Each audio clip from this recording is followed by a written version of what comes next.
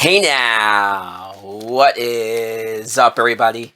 My name is Mike Brown, aka Review King MB, and don't mind me, the voice is a little gone, but I still wanted to take this opportunity to review and talk about Superman and Lois, the final season. Get the guy with the gun. Yeah. Fucking up your shit, because I'm fucking up your shit. Because I just got done watching it, and my God, was it something special. I kind of teared up towards the end, I'm not going to lie.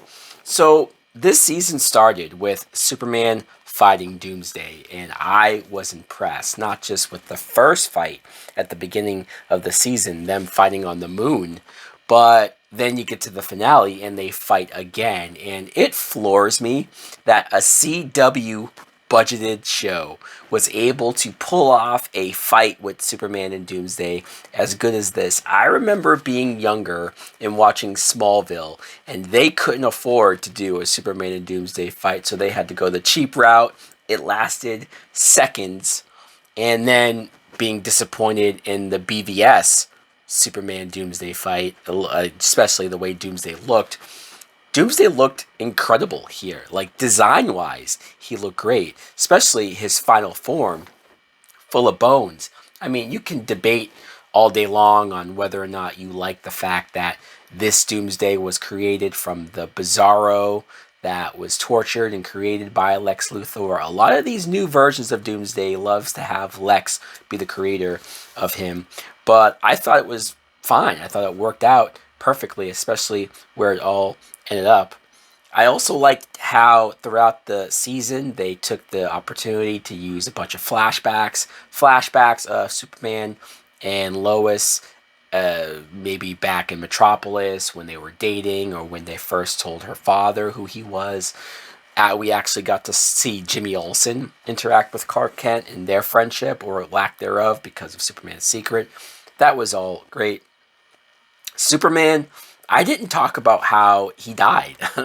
Superman died at the beginning of the season, and what a great way that played out. They had him dead for a few episodes. They let us sit in it. They let us mourn the character. Doomsday even ripped out Superman's heart. Fucking A, man. Like, that was super gnarly, super hardcore.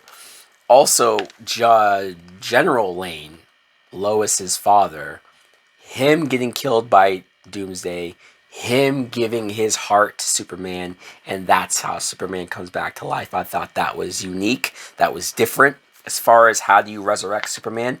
This definitely works, but also him having an older human heart making Superman weaker and putting him in a more vulnerable position of like he might not live as long as he was meant to. His powers aren't as high and aren't as working as well as they should be. So that was interesting.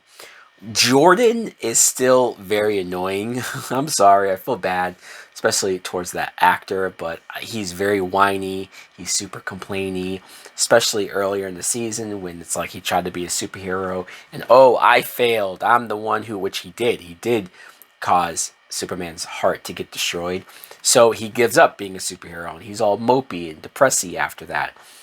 Jonathan, thank God for Jonathan. He not only was a likable character in the beginning, but even the new actor playing Jonathan, like him getting his powers, that was a pleasant surprise. And seeing him deal with the powers, him being eager to save people and do the right thing. It's like we should have had Jonathan get the powers earlier to begin with. Because Jordan, you wonder why Sarah broke up with you. So you had the scene where Lois talks to Doomsday. Lois realizes that Doomsday is the other Superman and uses that to make Doomsday go away. I thought that was interesting. I didn't know if he left the planet or if he was just, I guess, in the caves. And you get a moment where Clark fights Lex without his powers. I should mention Lex. Lex, I ended up liking this Lex. It took me a bit to get used to him because he was so serious and he was so monotone and he was so angry. And believe me, I prefer that than whatever the fuck Jesse Eisenberg was giving us back in BVS, right? Like, this is light years better. But it's still hard to not think of my favorite version of Lex in live action, which was Michael Rosenbaum in Smallville. But when you got more layers of this Lex and just the anger and resentment of being in prison for 15 years over something that he didn't do, even though he did a bunch of bad stuff besides that, but still, he feels like he was wronged. He gets some of the public to go along with him, and his hatred toward Lois is sort of what is driving him in all of this. Now, they had a character who, at first, I thought it was Mercy Graves, but I guess her name was Amanda. And she was somebody that was in love with Lex and was willing to do anything for him. And I mean, I'm not going to say that that was terrible, but I thought it was at least better than what I initially thought. Sure, I would have loved to have seen Mercy Graves because that character is never done justice. But this was fine. You had a side plot of Jonathan's girlfriend, Candace, who I vaguely remember her. She left because her father and all of this crap, and she was doing drugs, and then she got Jonathan to do drugs. Whatever the case was, so she comes back, and there's a whole back and forth of like, you're running off to do stuff, and you're not spending time with me. So, and it's like, well, just tell her that you have powers, that you're basically the son of Superman, but he doesn't want to do it. And the way how that gets resolved, where off screen, Jordan just tells her that, oh, well, he has powers. And so she just forgives him. Like, it was so anticlimactic. It was so like, really? We couldn't even see the moment where she finds out. And then a few episodes later, she breaks up with him because some reporters called her and wanted to interview her, and she felt weird about it. I'm like, man, this character is such a waste of space. I'm sorry, but we don't have a lot of screen time left with these characters. This could have gone more towards a character like Sarah, who I thought was underserved, especially this season. At least she's leaving Smallville, getting the fuck out of there. Also, Lana Lang and John Henry Irons. I forgot they started dating. By the end of this fucking season, they get married, and I'm like, what? Because their relationship was not developed. It was not fleshed out. Even John Henry Irons' daughter, she just sort of felt like she was there just to be there. I think we could have spent a little more time with those characters that were more interesting and possibly had more to do. I thought it was interesting when people in Smallville kind of guessed that Clark Kent was Superman. They kind of put it together themselves. He was sort of going back and forth on if he should keep the secret. He's so used to keeping the secret. The Sons didn't want it to be a secret. And the moment when he is forced to reveal himself in that diner, and then he just goes public with the interview, and like now everybody knows that he's Superman. I thought that was fascinating. I thought that was some of the best stuff that any of these TV shows have done. They treated his secret being revealed like a big deal, and they gave a lot of reasons for why not, but why to do it. And it was a moment. It was something that I actually really enjoyed. Speaking of side plots, you had the characters of Chrissy and Kyle, who, again, at least they acknowledged that they were rushing the relationship. Like, they were supposed to get married in the barn. Chrissy had second cold feet, and so she canceled it and said, let's take our time. She gets pregnant, and it's just all this stuff that I'm like, okay, sure, but I don't know. At least Kyle, who was a character that was initially Lana Lang's husband, and he was initially an asshole, a piece of shit. I hated him in the first season. At least he's a nice guy now. At least he came around, and him and Clark actually felt like good friends. And the whole bit of Lois and Clark buying them a house, I thought was really nice as well.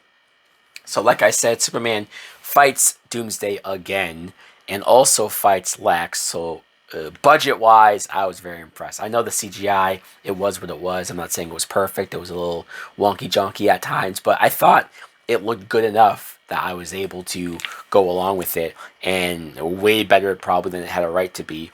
And the epilogue, there was like a 15 to 20 minute epilogue of basically what happens for the rest of Clark and Lois's lives and just them growing old together. The son's getting older, even though when the two other actors showed up to play the older versions of the sons, that was kind of weird. I almost was like, let's just put old makeup on, or older makeup on the real actors, because I'm like, who the fuck are you two?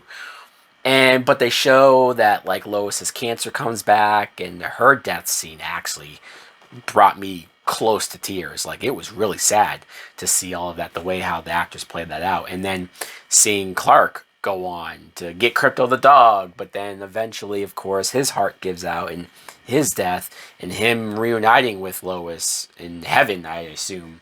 Like, that was very sweet. It was like sad but nice all at the same time. So overall, I thought this was great. What a great finale. It was action-packed for like the first half of it, and then a lot of great character wrap-up, closing stuff for the end. This series, for 4 seasons, for something that came off as a spin-off of Supergirl in the Arrowverse, I think Superman and Lois took the ball and ran with it, and now ends up being one of the better, especially all the way around, sticking the landing for the finale.